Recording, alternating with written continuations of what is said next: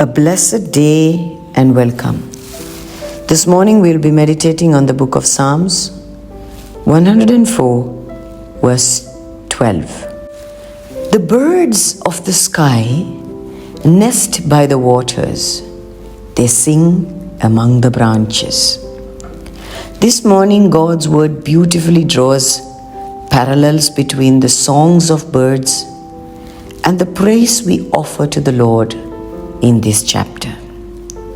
Birds' continual singing, each unique and vibrant, serves as a reminder of the boundless ways we can express our gratitude and devotion to the Lord.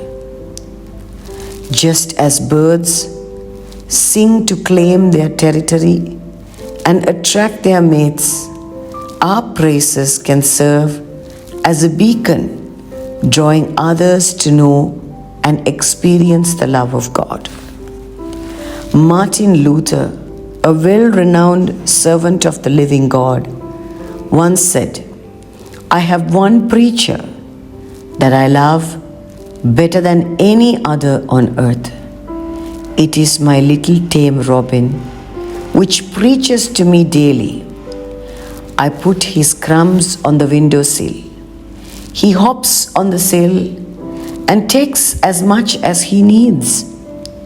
From there, he always flies to a little tree close by, lifts up his voice to God, singing his songs of praise and gratitude, tucks his head under his wings and goes to sleep, leaving tomorrow to look after itself.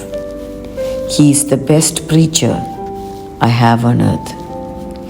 Just as the birds invite others through their song, let's make our praises resound loudly, inviting others to join in the chorus of worship and discovery of faith.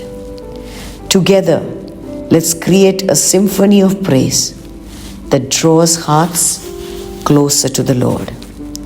Just as a bird is provided for by the Maker, we too, the works of His hands, do not need to worry, for the Lord our God holds tomorrow. Because He lives, we can face tomorrow. Because He lives, all fear is gone. For we know that the one who holds tomorrow will never change.